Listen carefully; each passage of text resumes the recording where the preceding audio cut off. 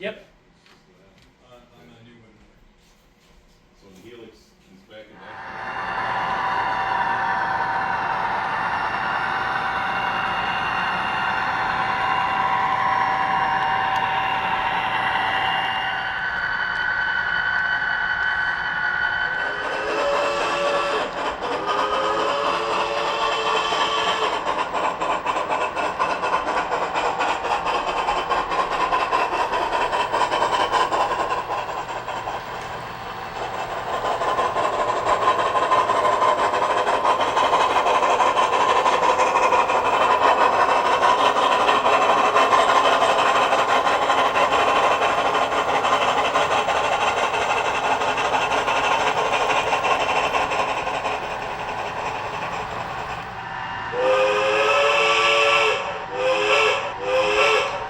The reason we have restraints it's special for us and it means a lot to us, and we do things with it.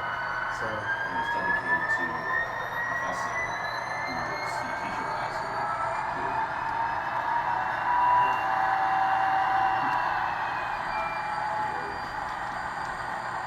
We're petitioning to. my name's Theo, and I'm a member of the RIT Model Railroad Club, and I'm here during Tiger Tracks running some trains for people to come by and see.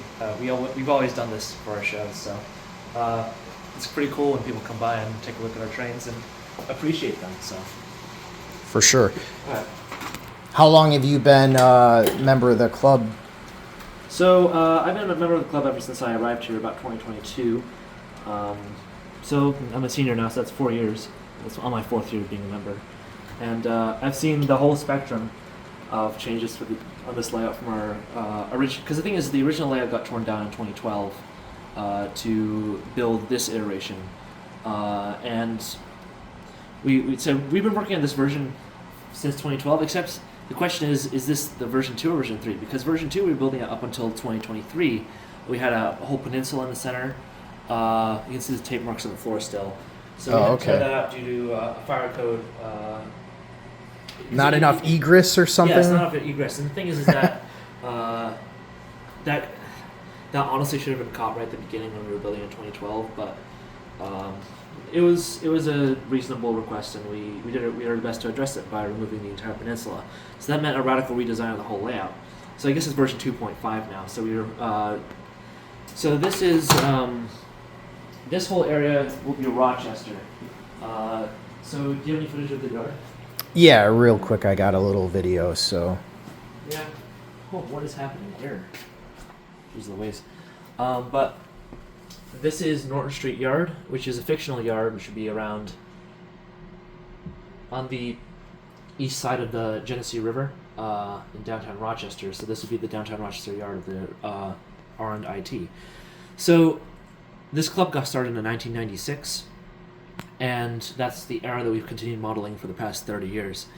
And the idea is that the New York Central line to Niagara Falls, the Falls Road, was abandoned throughout the 1990s. It's part of it's a short line operation now, and part of it's ripped up.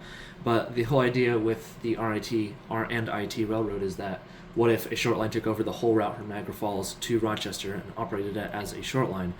So that allows us to do a lot of interesting things. I mean, first of all, it allows us to have our own motive power, R&IT, you make the connection there. So we have local trains that go around the whole railroad. We have Conrail through trains because 1996 Conrail's still king of the rails. And so this is Norton Street Yard. Is the base operations for the R&IT in Rochester. Then we go along here. This is going to be the future Genesee Brewery because there's that. If you've ever been by the Genesee Brewery, you've noticed there's a track that's all overgrown near the falls, and it actually used to be served by rail. And so we're going to recreate that trestle and the whole structure along this section.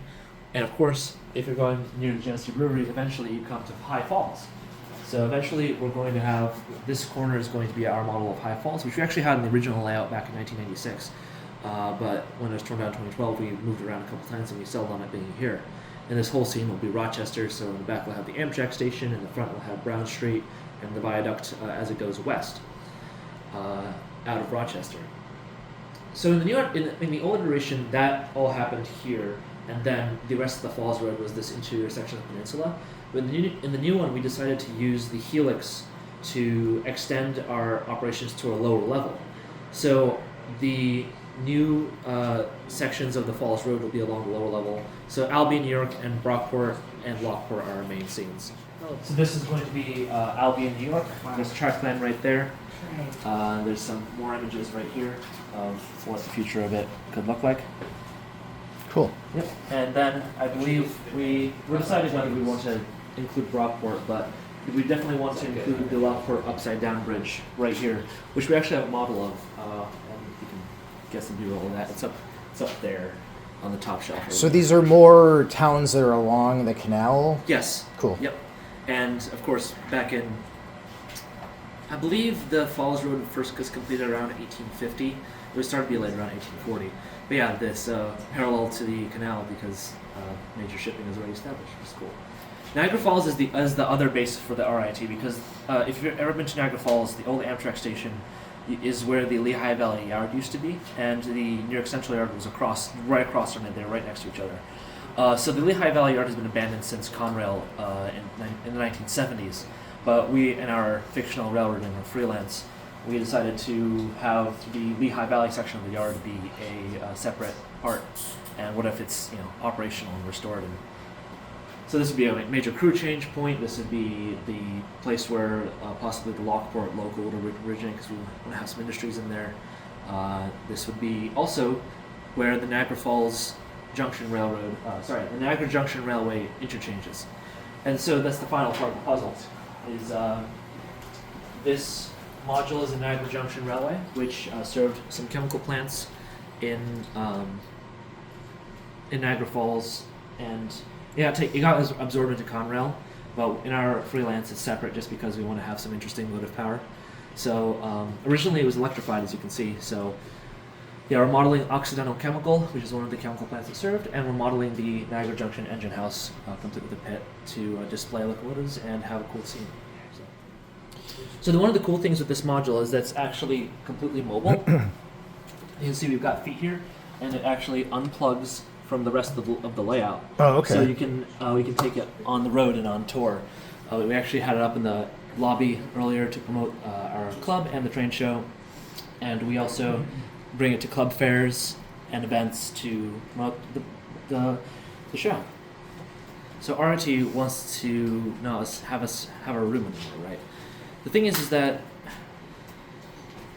we do need space to store things like this. The space that RIT wants to give us isn't really wouldn't even be able to store something like this very well. And this, people they mentioned, what if you go modular? Well, we still need space to store those modules. True. So that's And of course, having a permanent layout is very attractive for our members to hang around and build. So really the main thing is that we think our club room helps us retain our membership, and that membership is necessary to have us run Tiger Tracks. So it's all kind of an interconnected system. So yeah, I mean, when I was a kid, I did model railroading, and I actually went to school I started off as a mechanical engineer at Binghamton University and changed over to environmental science, but I learned a lot of really good skills by model railroading and such, and from electrical to mechanical stuff and all that jazz, as you all know here. Yeah. What's your major here at RIT? I'm motion picture science. Okay. Which is it's basically imaging science with some more specific film classes. So imaging science is all about sensors, all about optics, and with motion picture science, there's a little more information about how film works, physical film, and how motion picture processes work, such as the editing workflows and the on-set workflows, so that we're able to engineer systems that are more specific to cinema. So that's cool. I there's some didn't even know that existed. There so. are less than 10 people in my major. Okay. And our program head was former Kodak employee, as a lot of professors at RIT are. So nice. Yeah, I grew up in Rochester, so I'm pretty familiar with the area and live in Buffalo area now. So a lot of the stuff that would be represented on this layout, I'm pretty familiar with. So that's great. awesome. Oh, this is a really fun fact. One of the great things is that this also allows you to be educated about Niagara Falls, the industrial history of New York State.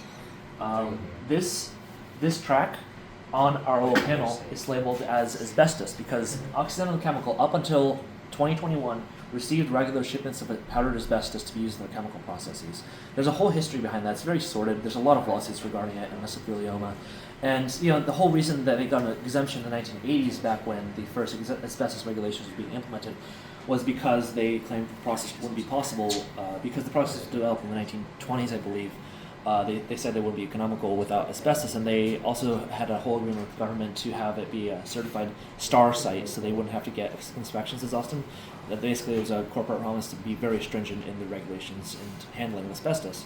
But that didn't really happen, as numerous articles expressing that can be found online, and it's a very sad affair, but it's something that we can educate people. Yeah, so it's a combination of history, combination of engineering, combination of everything that makes life worth living, I'd say. So. Cool. What are you kind of responsible for in the club here? I used to be e-board in my previous years, but this year I decided to step back and just be more responsible for layout construction, scenery work. So one of the things that, we got this whole module operational just this semester. So there's all the systems underneath. This is actually a fully operational panel. It's a little bit rough right now. This is basically a first draft of it, but these switches are operable, so they're switch machines. Oh, okay. Because on our previous module, it was not powered. I had to switch everything by hand, but we decided to basically have this be as advanced as possible. Because these panels will be around the whole layout eventually. You've hit that again. Yep.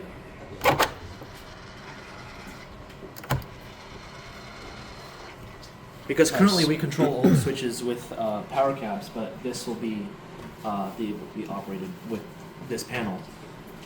But we're still waiting to get the signaling system up, as I mentioned. So that's something that's a future work in progress. But of course, that we have to keep a room before any of that can even happen, before we even keep constructing the layout. So it's I don't know. It's just we could do so many cool things if we could spare the time to do them. Tracks and finding a save the room has not been a lot. For sure. Do you do like prototyping with like 3D printing and stuff like that? Yeah, this is all 3D printed. This whole okay. It's a little temporary, but and actually we printed all our own sweepsticks back there. All those sweepsticks you saw were printed by us, which sometimes makes you call into question the accuracy of their curves, but that's fine. What kind of printer do you use? The school has a bank of 3D printers. That's what R&IT is really cool. They have a whole wall of 3D printers and there's a centralized system you submit your print to, and then eventually it gets assigned to a 3D printer and printed on its own, and then you just have to come and collect it. I've never even heard of something like that. It's almost like a server of 3D printers. Yeah. Wow. Yeah. I have my own personal Prusa 3D printer. Yeah, and plenty of people at RIT have their own personal printers, but it's pretty good to be able to. And all you have to do is you have to pay the cost of plastic, which is usually a couple of cents. So yeah, if you a couple have cents a gram or something like that. $2 on your Tirebucks account, you're good.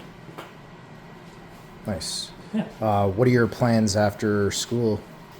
I'm currently on the job hunt, so I hope to work out in California for either in Los Angeles for motion picture industry or up in San Francisco for technology industry like cameras.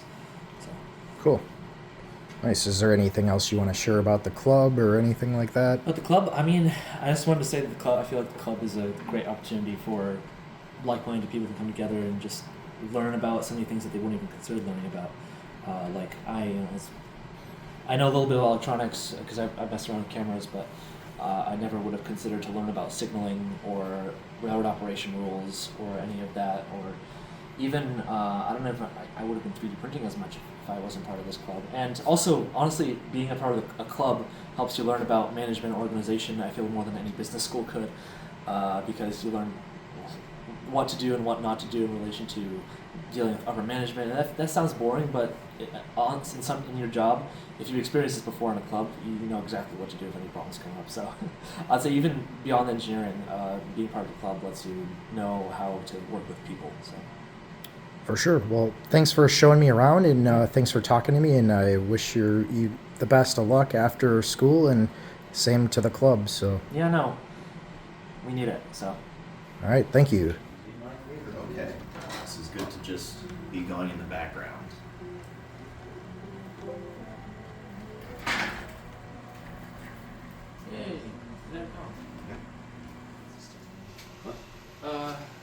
Well, for the having a CSX train run, I'm here for realism.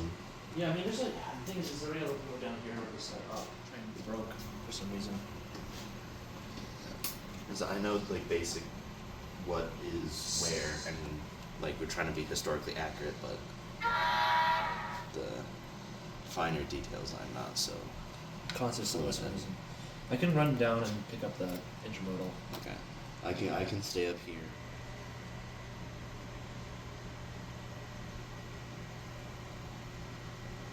You were saying that this is your engine? Yes, that's my engine and my 3 cars. Nice. Who makes the engine? What? Who makes the engine? I don't remember the name.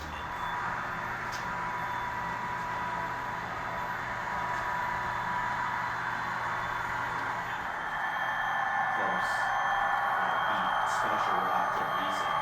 To be fit, to be equal to all clubs, but some clubs like the gaming club only has like 2 or 3 consoles and a few controllers, and that's all it needs. They want space to store, and they can go to some classroom or some other space and do the club, but we can't. We do have a problem. Oh. Yeah, that area is where we plan to have a future dispatch panel, so that you can operate the whole layout from that position. You can also see the whole layout. So, pretty cool.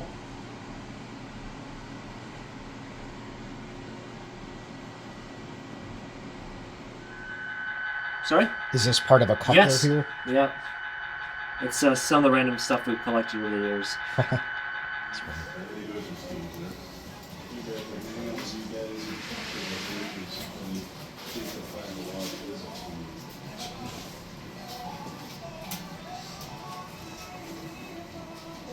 That's like the perfect. That's like an old map file cabinet, right? Oh yeah, it's for architectural drawings. Yeah, It's or cool, that's yeah. what I meant.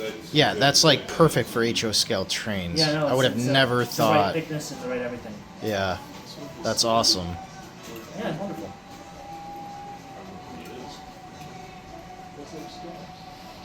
The theater as well. Oh, so that's the floor of the theater.